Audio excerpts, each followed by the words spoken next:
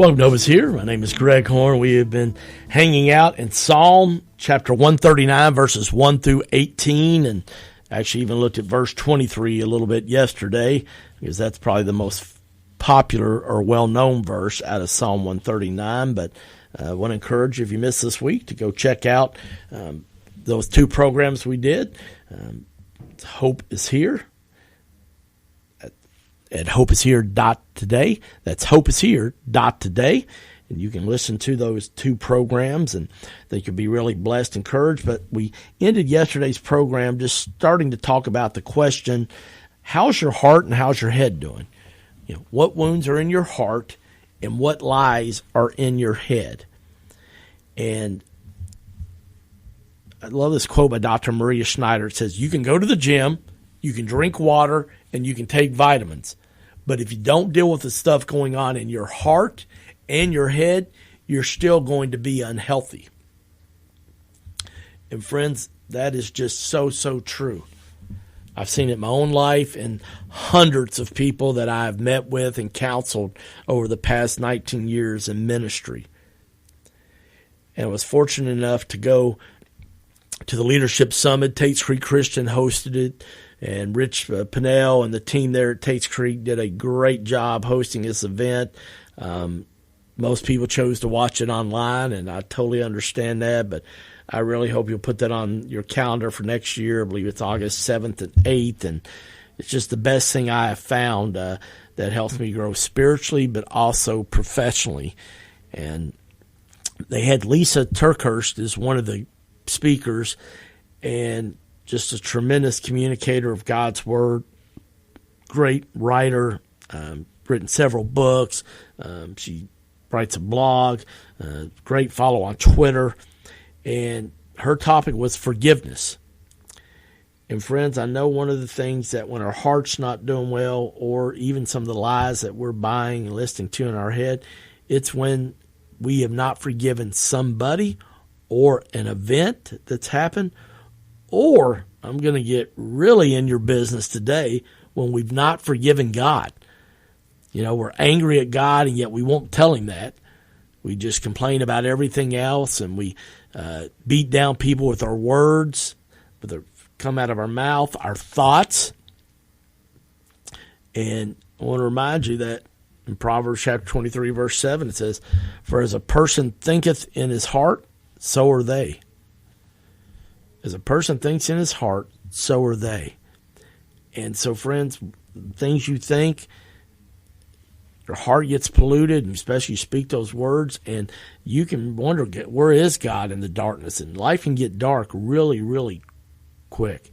And I've shared this before, but it's been a long time. I want to remind you, if you're looking for a great book to help you with your thoughts, The Battlefield of the Mind by Joyce Meyer is a tremendous book.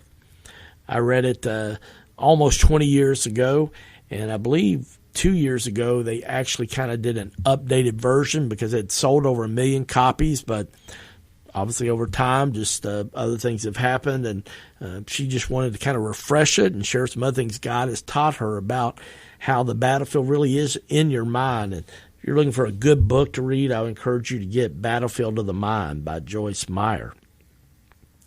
But Lisa Turkhurst says, forgiveness is the only way to sever the suffering in our life. Forgiveness is the only way to sever the suffering. And when I say that suffering, I'm talking about in our hearts from a past wound.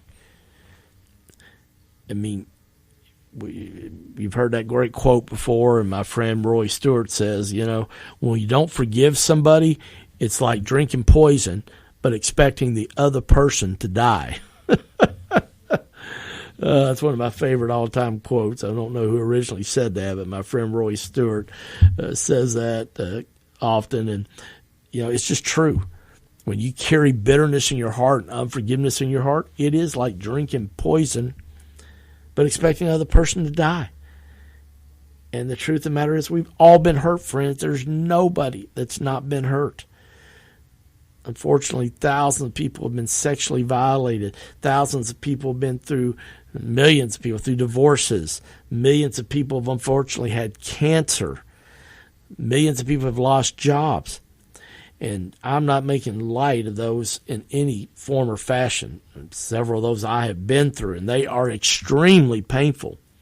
But I also know that as I've been able to grow and mature in my faith, one of the things that God's developed in me, and I've had to humble myself and do several times, is forgive somebody for just maybe a selfish and unwise decision they made that impacted me. And it's amazing the freedom that comes. And as Lisa Turker said, it severs the suffering in your life. It really does. You'll be amazed. In the darkness, there will be light. Jesus said he is the light of the world. A second thing that I want to talk to you about today from Psalm chapter 139 is I want to remind you that in this darkness and this just discouraging season of life and COVID-19, that God goes before you and after you. You're like, well, how do you know that, Greg? Well, in Psalm chapter 139, verse 5, it says, you go before me and you follow me and you place your blessing on my head. And friends, I know that a lot of people have struggled with keeping their peace during this time of uncertainty we've had the past 5 months with this pandemic we're dealing with. But I want to remind you that this great quote by Dr. Tony Evans, he says, peace does not mean you will not have problems. Peace means your problems will not have you. Let's say that one more time. Peace does not mean you will not have problems. Peace means your problems will not have you. And friends, there's no doubt everybody's dealing with something right now, but you can still keep your peace because of Jesus.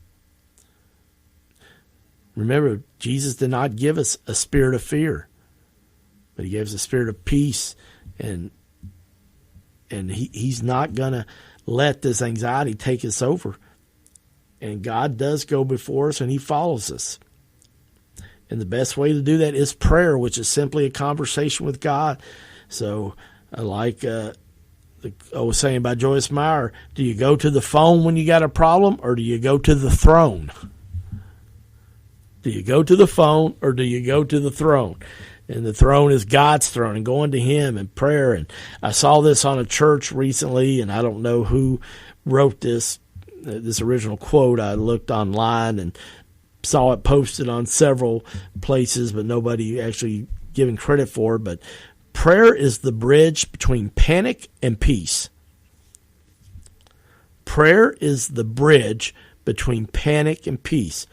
Friends, every day you have to decide, are you going to be in panic or are you going to be in peace? And the only way I know to stay out of getting in panic with all that's going on is to spend time with Jesus each morning.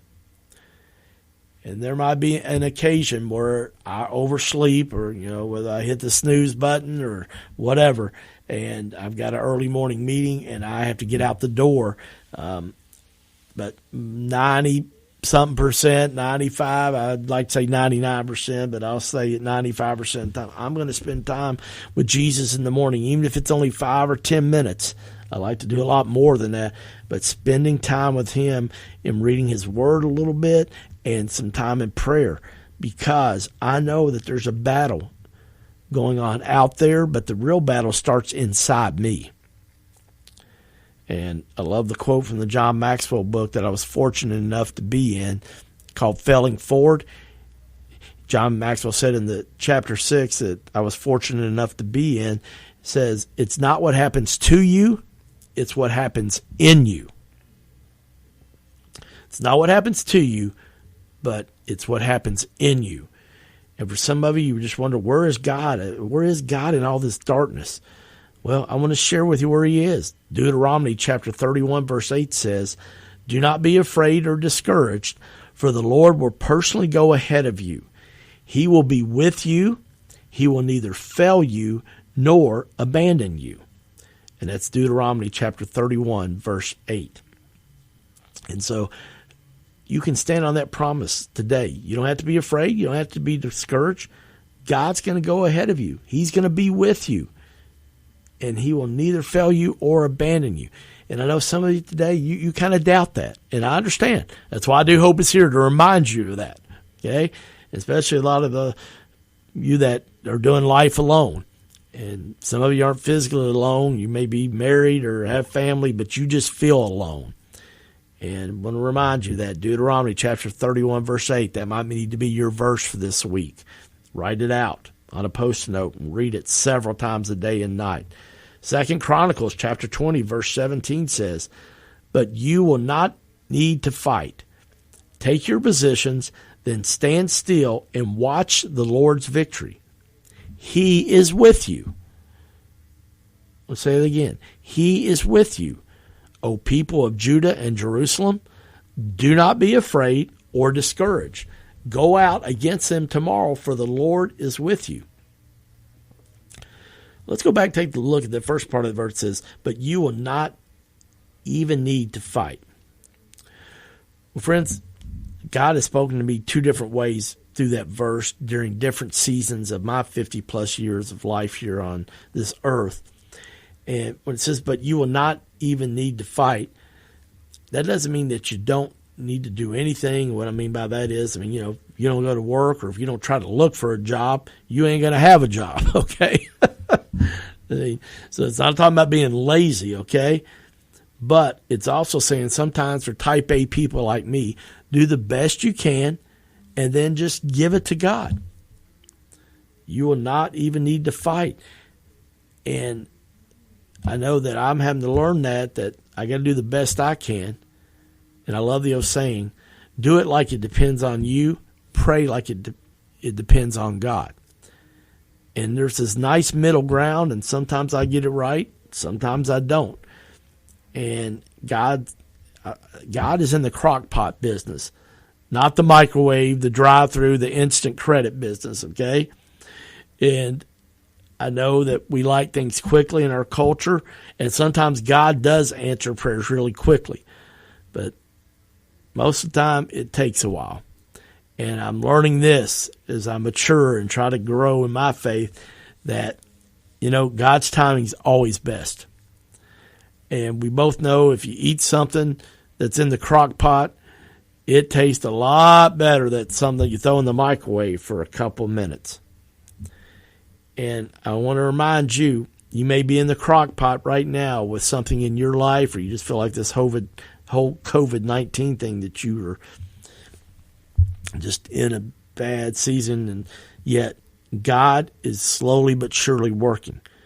But we walk by faith and not by sight. Remember that. We do walk by faith and not by sight. And if you've got food to eat, you've got a car to drive, you've got shelter, you're blessed and you're loved. And I just get reminded all the time to be thankful for the blessings I have, and not to focus on what I don't have, but focus on what I do have, and to pray for those wounds that are in my heart, those lies that are going on in my head, and to be reminded that God goes before me and he goes after me, and that we can stand on Psalm chapter 139, verse 5, which says, "You go before me and you follow me. You place your hand of blessing on my head." Friends, that's a verse worth reading every morning before you leave the house, if you can, or before you start your work day. You go before me and you follow me.